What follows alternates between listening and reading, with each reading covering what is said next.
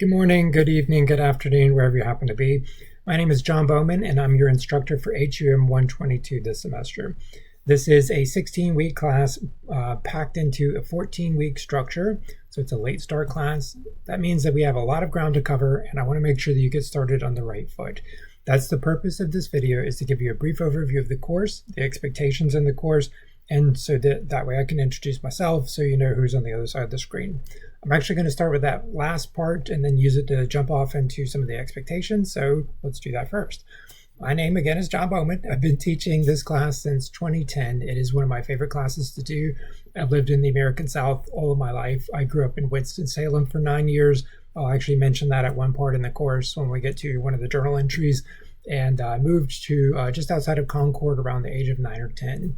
I've lived in Concord the entire time since then. I love the South. I love everything about the South, but that means that I understand and accept the South for what it is, history, warts and all. It's possible to love something even though that thing has flaws. In fact, I would argue that that's what love is, and so that's why I like doing this class. I like talking about the South, everything concerned with the South. I'll talk endlessly about that, and I love to talk about Southern culture.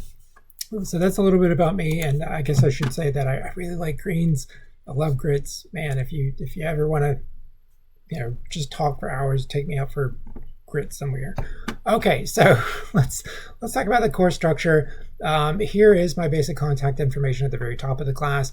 That's the phone number you can reach me at. You can text me at that phone number as well. That's my office number, so you can actually call or text that number 24 hours a day. That number is totally fine.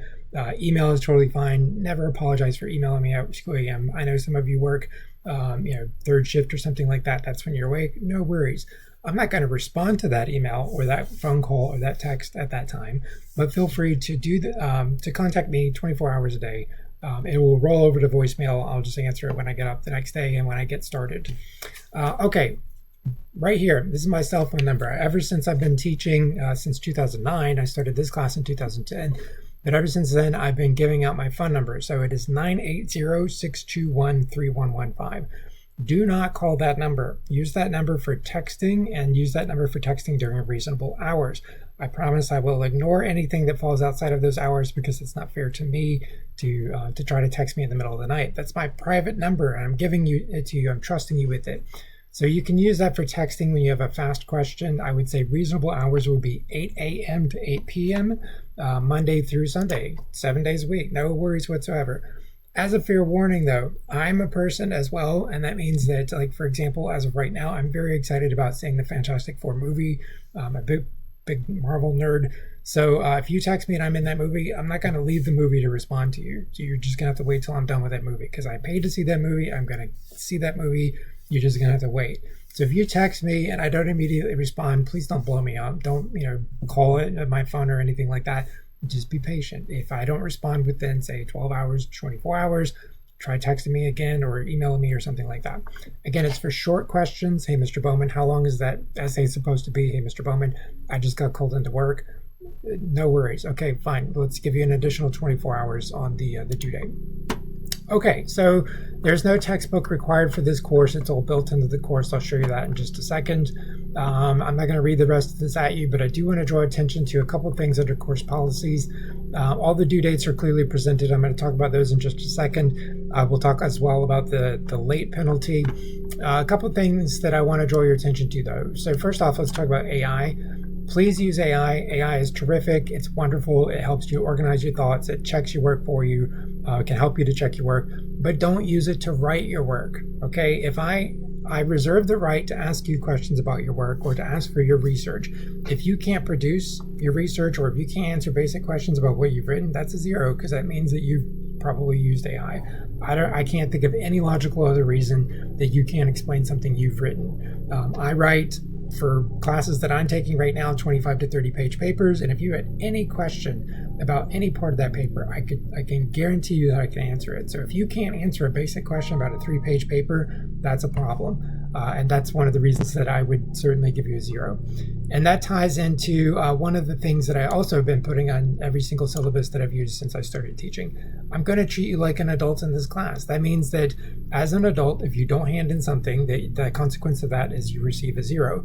I assume that you know that. I'm not going to chase after you. I'm not going to make you feel bad. I'm not going to talk down to you or anything like that. I think that's absurd. I just assume that you're an adult and you made an adult choice. Things were going on, and that meant that you had to not submit that particular assignment.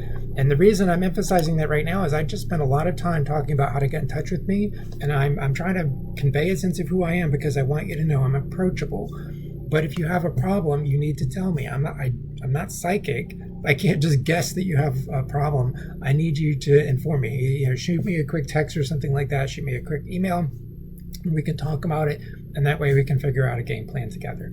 Now, if you're doing that every single week of the entire class for all 14 weeks of the class, and week 14, your 14th dog has died, that's a problem because that means that something is going on. Okay, so don't abuse the system. Lean into the system when you need to, but I am here to support you. I want you to succeed in the course, but I'm going to hold you accountable for the choices that you make. So that's what due dates and the syllabus are all about. Okay, academic integrity, I just talked about that. By the way, cutting and pasting material from the internet, that's where AI falls under. So I've just elaborated up toward the top of what I just talked about. Late work, I deduct 10 points per 24-hour period that something is not handed in. So the first minute past the due date, that's 10 points. 24 hours of 1 minute later, you take 20 points off. And I don't accept work that's more than 5 days late. It's just not worth my time or your time. I try to respond quickly to emails and anything that I receive. If you hand in an assignment, for example, probably I'm going to grade it within something like 5 to 6 hours of it being handed in. So I try to respond quickly. I try to give you lots of feedback, so make sure that you do look at the feedback. Here's how I'm going to grade you this semester. I'm not going to read that at you either. But what I do want to draw attention to is down here toward the bottom. These are all your due dates. All of your due dates, if you've ever had any class with me ever, you know my due dates never change between all my classes. They're always Thursday at 5 p.m. And I have people complain about that every semester, but I'm going to continue to do this because there's a logic to it. The reason is because I'm conscious at that time. If you have a problem, if you need an extension, I can help. That way you're not awake in the middle of the night at 2 a.m. worrying about this thing because the assignment was due at midnight and suddenly the assignment's locked or you can't get in or you're confused that your instructor's asleep. I'm asleep at midnight. I get up at something like 5 o'clock every day because I like to go run and things like that. So there's no way I'm going to respond to your messages at even 10 o'clock or 11 o'clock at night, let alone midnight. So I set it at 5 p.m. on Thursdays because you can get in touch with me. I give you 8 days or more to be able to complete your assignment. So if you're saying, well, I work that day, I can't complete it, that means you're not planning. Right? I've given you the deadline. I've given you 8 days to complete it. If you need to, you can do it on the Saturday before, the Sunday before. Treat it like it's midnight on Wednesday. And then you have a grace period until Thursday at 5 p.m. Whatever you need, but that is the due date and that is the due time. And that is the reason why, because I want to be able to help if you need help. All right, let's talk about the assignments in the course and the course structure. So let's just jump over to that. First off, you're looking at this inside the announcements. Please pay attention to the announcements every single week. New announcements will come out every Wednesday. The only exception I'm making is at the very start of the class, I'm packing both week 1 and week 2 into this first one. I'll talk about that in just a second. So again, you'll do the introductory forum, and then past that, the course is pretty self-explanatory, I think. You have your reading. When you click on that reading will be right here. That's your textbook. This is a textbook built directly into the course. I've also done a podcast that is optional, entirely optional. You can find this on any major podcast platform because it's been pushed out to every single one of them. So you can find it on Spotify. You can find it on iTunes, wherever you want to. Look for J.A. Bowman's Personal Podcast and then listen to the episodes as they line up here. So you'll see them line up here. So you don't have to sit at a computer and listen. I have embedded them, but again, you can find them on any major podcast platform. And that'll pop up in a second. There it is. So you have stuff like that to help you as well. In addition, I've included the slides. These are the slides that I would use if I were going to lecture so that way you have access to it. Under each one of these modules, the assignments will tie directly to the information up here at the top, with the exception of the explorations, which I'll talk about in just a second. Your journals There are two main assignment types that you'll be doing pretty regularly throughout the course. Your journals are going to be prompts that I assign that you will discuss in a public forum. They must be at least 350 words in length, and you must respond to one other student in at least 50 words in turn. So those are the basic requirements. Make sure that you look at the rest of this How to Succeed information, and make sure you look at the rubric as well. Other than that, hit the reply button and then post your work. Make sure as well, by the way, that you use paragraphs. It's one of the biggest mistakes I see people make. Paragraphs organize your ideas into chunks so that way they're easier to navigate. Okay, those are journals. The other major assignment type is exploration.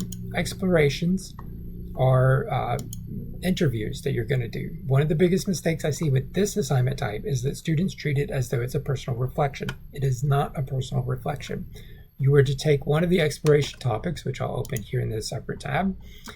You have a number of questions here. For each exploration, you should pick one, no more than 2 questions, and use those to start a discussion, to do an interview with somebody else. So you might say to them, what is a Southern tradition you enjoy? And they might say Christmas. And then you might say, well, why is that Southern? Isn't that American? And then you start this conversation about navigating cultures and subcultures and so forth and so on. Now, for your exploration, what you're going to do is you're going to briefly record that interview here, 125 to 150 words. That's going to be 30 points of your grade. And then another 30 points of your grade is going to be the specific connections you make to the course content. So, for example, if you just did that interview, you could connect that to the textbook reading and the podcast, which talk extensively about cultures and subcultures and how we define cultures and how we even locate cultures. You're going to make those specific connections. And by specific, I mean you need to name it. Where did it come from? In the podcast episode XYZ, you say whatever, right? Or in the textbook on page such and such, you say whatever. Those are the main parts that I'm grading for. This last part, you're allowed to personally reflect if you wish, but I can't give you really any points for that. Okay, this is just your opportunity if you wish. I also will not deduct points if you don't fill in that part. Grammar and spelling, 30 points, and then it's stating your interview prompt. I need to know what prompt you used. That's going to be part of that as well. Use this template. Please use this template. Download it and use it throughout the entire semester. You're going to do 5 of these in total. You should use 5 different questions. Ideally, you should interview 5 different people, but I've had students before ask questions to the same person every single time they had to do one of these, and that was completely fine. Again, I don't expect you to record the interviews. I just expect you to briefly summarize them. Some students will quote from them as well. So your first exploration is due not next week, but the week thereafter. So just, again, pay attention to the due dates right here. All right, last couple things I want to point you toward. You're going to have exams. You'll have 2 exams. I'll talk about those more in the announcements when we get closer to them. And you'll also have a final project. The final project is on a topic of your choice, and you will make that choice officially a little bit further into the semester, but it will be on a topic of your choice. If you want to, you can pause the video here and read that background information. Otherwise, otherwise I'm going to come back here. So it's on a topic of your choice. It could be on the history of Cheerwine. It could be on how we have Whataburger here, and then there's a completely different Whataburger in Texas. That's legitimate as well. Last semester, I actually had somebody do a history of dentistry in the South. By all means, that was very interesting. I enjoyed reading that paper. So pick a topic that you feel comfortable with, but it needs to be a topic tied to the American South. Again, you can go ahead and start shooting me emails or something for approval and then make the official pitch when that assignment becomes available a little further into the course. But again, it is on the topic of your choice. If you want to read a book and then sort of do a book report, watch a movie, report on the movie, I'm fine with all of those things. Okay, that was a crash course. I try to keep these videos as short as I can, but they inevitably become somewhat long. But that's a crash course in our course and the time that we'll spend together. If you have any questions, again, please reach out to me. I want to make sure that I work with you throughout the entire semester. I want to make sure that we have a successful semester, but that means that we need to communicate as best as possible. Okay? All right, I'll see you.